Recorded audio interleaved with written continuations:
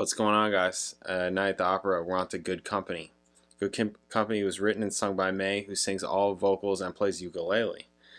Recording features a recreation of a Dixieland-style jazz band using May's red special guitar and DC amp. May composed the song on his father's banjo ukulele, but recorded the song with a regular ukulele. Mercury was not involved with the song's recording, making it one of the few songs not to feature their lead singer. Okay. On its release in the US 4 months later, Chris Nicholson of Rolling Stone said that although they share other heavy metal groups' penchant for manipulating dynamics, Queen are an elite act in the genre and set themselves apart by incorporating unlikely effects, acoustic piano, harp, a cappella vocals, no synthesizers, coupled with good songs. Robert Christgau, writing in The Village Voice, felt that the album doesn't actually botch any of a half dozen arty to heavy eclectic modes. What? And achieves a parodic tone, often enough to suggest more than meets the ear. Maybe if they come up with a coherent masterwork, I'll figure out what that more is. Coherent masterwork? The album that has Bohemian Rhapsody in it. Good job, fuckface. Okay. What? I don't even know what you're talking about. The Winnipeg Free Press wrote, "The group's potential is practically limitless, indicating that Queen is destined to finally take its place among the small handful of truly major acts working in rock today." Yeah, I mean, really though. I mean, I don't need to tell you guys that, but yeah, really. Really though. Pretty obvious. Grooves noted that sharp operatic interludes, abrupt rhythmic changes, A Night at the Opera defies convention and places Queen in that rarefied circle of genuine superstars. Tony Stewart of NME opined that more than anything else, A Night at the Opera is a consolidation of the previous album's success, skillfully balancing artistry and effectology. Throughout the album, they display their individual songwriting abilities and musicianship to devastating effect. Devastating. Wow, he used the word devastating. That's kind of a similar word to like onslaught. An onslaught, or what was the assault? I said assault, right? Assault, devastating. Assaults are devastating, right? Come on. I still am upset about that. I'm still like, really? You're gonna come at me over the word, me using the word? It's like an assault on your ears. Really? You're gonna come after me for that? You don't know what you're talking about. Okay. Anyways. It's the most expensive album ever made in a British studio. It's also arguably the best. God save them. Okay, yeah. All right. Good Company. Let's check it out. Let's do it. Bam.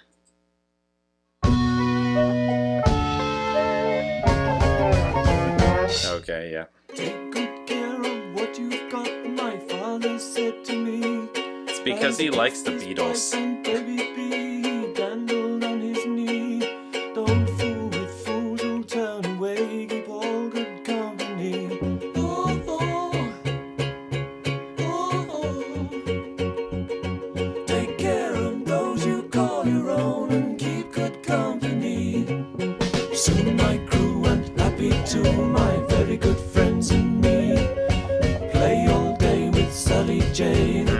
This is like Brian May's version of the showy stuff that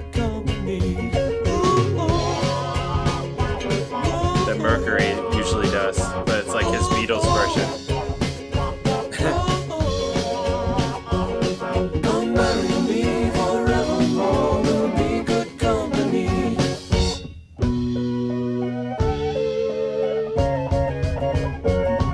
Now marriage is an institution, sure.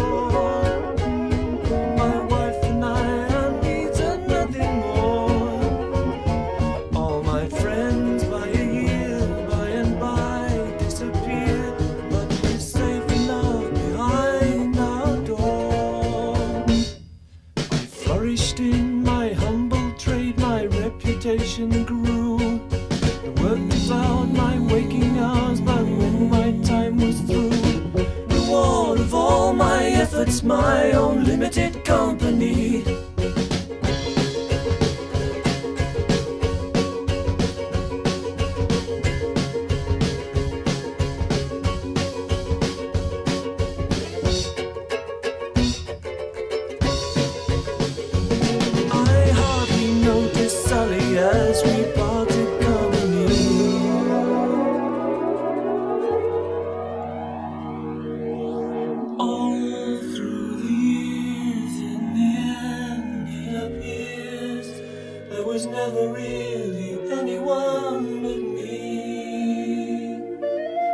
Now I'm old, I puff my pipe, but no one's there to see.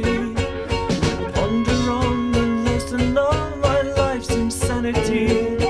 Take care of those you call your own, and keep good company.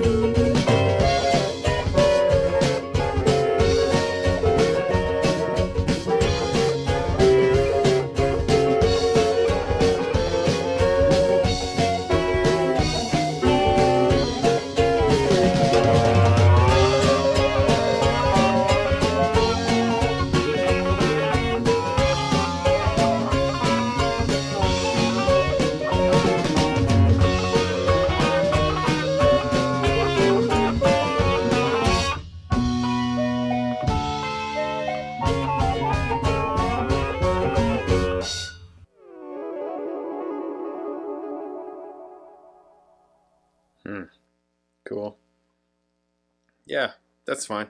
It's fine. It's all right. It's a little piece. I just feel like he wants to be Paul McCartney.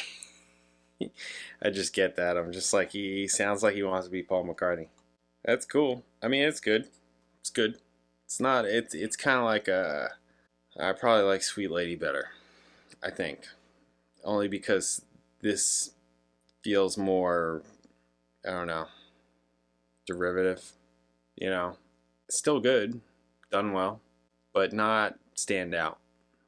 Not stand out. Just kind of copying. Like even just the whole Dixieland stuff. It's cool how they're doing it, using the guitar to make a lot of the sounds or whatever, but still just kind of derivative in that way. You know, it's not a song that I'm gonna feel like I want to hear again.